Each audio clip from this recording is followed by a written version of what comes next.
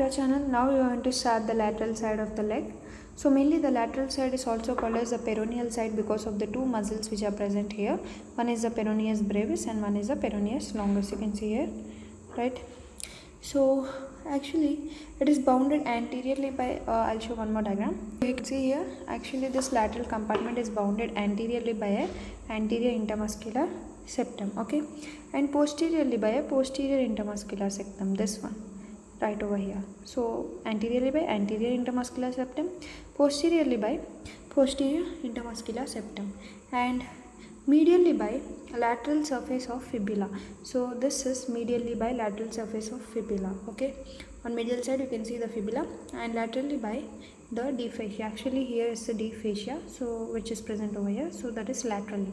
So medially, so this compartment over here, it is representing the lateral side of the leg, right? So actually this compartment represents the anterior compartment and this represents the posterior compartment. So mainly this is the tibia. So this is actually a cross section which we have taken at the leg side. You can see this is the tibia, means this is the medial side, right? This is the fibula, means this is the lateral side of the leg. So in between this is the interosseous membrane. So like this anterior, you can imagine now anterior compartment muscles. If you remember in a previous video we already discussed about the anterior compartment muscles, right? So this anterior compartment is divided from the lateral compartment by means of anterior intermuscular septum, right? And this lateral compartment is divided from the posterior compartment by means of posterior intermuscular septum, right? So this is the lateral compartment. Medially it will have the fibula, laterally it will have the deep fascia which is around it, right? So what are the contents, main contents? You can see here you have the peroneus longus muscle and you have the peroneus brevis muscle. So there are the two muscles which are present mainly in this compartment, and the nerve which is supplying it is superficial peroneal nerve. You know that the common peroneal nerve at the site of neck of fibula, it will divide into superficial peroneal and deep peroneal, right? So deep peroneal nerve mainly supplies the anterior compartment muscles, and the superficial peroneal will supply the lateral compartment muscles, okay. Coming to the vessels, the arterial supply is mainly derived from branches of peroneal artery which reach the lateral compartment, piercing the flexor hallucis longus and the posterior intermuscular septum. So actually the peroneal artery will enter this compartment by piercing the posterior compartment and also the flexor hallucis longus muscle, and the veins of this region will drain into the small saphenous vein because it's on the fibula side, means the lateral side, right? Lateral side you will have the small saphenous vein, medial side, tibia side you will have the great saphenous vein, we know this. So this compartment will drain its contents into the it will drain its blood into the especially small saphenous vein, okay. So in this lateral side of leg compartment, now we understood the muscles which are present. Now we'll move on to the peroneal retinacula which is present in it. So let us try to understand what is this peroneal retinacula. As we discussed in previous lecture about the superior and inferior extensor retinaculum, right? If you remember, in our upper limb we discussed about flexor retinaculum which will be present at this side, and we also discussed about extensor retinaculum. So here in the lower limb mainly you have the extensor, superior and inferior extensor retinaculum. Already we discussed about that. Now we are discussing about the peroneal retinaculum which is present on lateral compartment, and also you will have the flexor retinaculum which will be present on your posterior side of your leg. So all compartments, all retinaculum are present. So till now we are discussing about extensor retinaculum, and now we are discussing about peroneal retinaculum.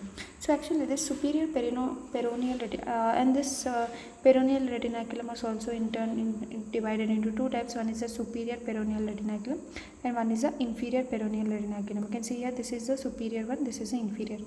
Also in extensor retinaculum, if you remember, it is also divided into superior extensor retinaculum and inferior extensor retinaculum, right?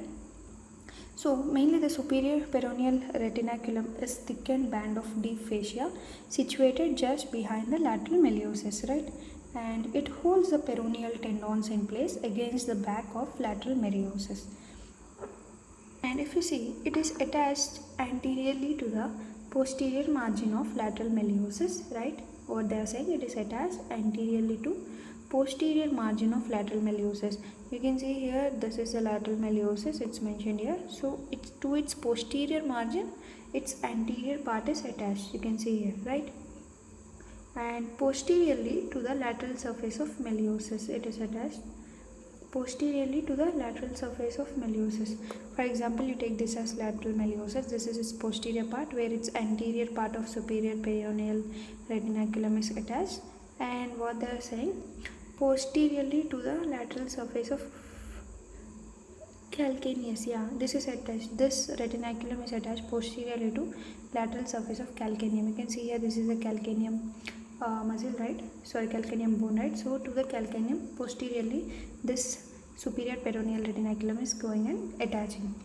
So anteriorly this peroneal retinaculum is attaching to posterior part of lateral meiosis, and this superior peroneal retinaculum posterior part is attaching to the lateral surface of calcaneus. Okay, and to the superficial transverse facial septum of leg.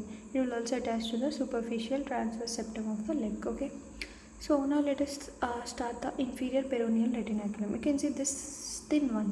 This is thickened band of deep fascia situated anterior inferior to the lateral meiosis, right? And superiorly it is attached to the anterior part of superior surface of calcaneum.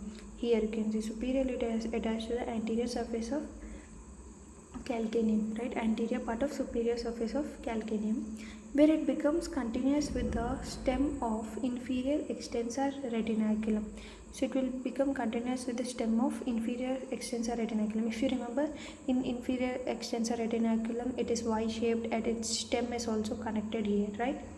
So that's what they are saying. And it is attached to lateral surface of calcaneum, right?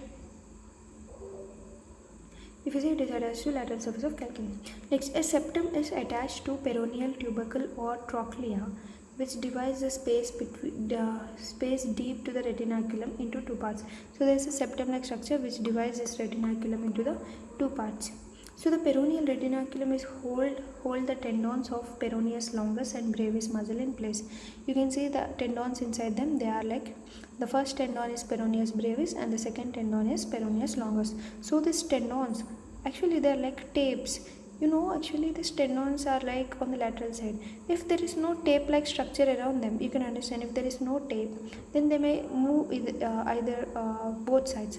So just if you place them like this, for example, if I place this pen with another pen and if I tape it, or else if my finger and this pen are taped, then they'll not move, so they'll be constantly stabilized there. So that is why this retinaculum are present either on anterior compartment side or lateral side. So that is the main use of retinaculum here. So here mainly this peroneus brevis and peroneus longus tendons are entrapped within this superior and inferior peroneal retinaculum, right?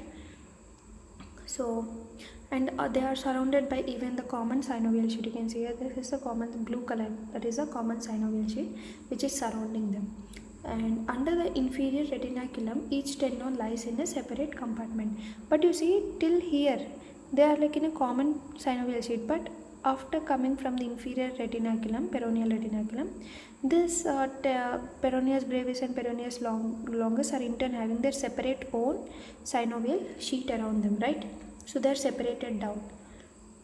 And the tendon of peroneus brevis is in superior compartment and that of peroneus longus in inferior compartment, right? Here each tendon is enclosed in a separate extension of synovial sheet. Yeah, if you see here below it, this peroneus brevis in the superior compartment and peroneus longus is in the inferior compartment. So that's it. This is all about the peroneal retinaculum. So next we'll discuss about the peroneal muscles in another video.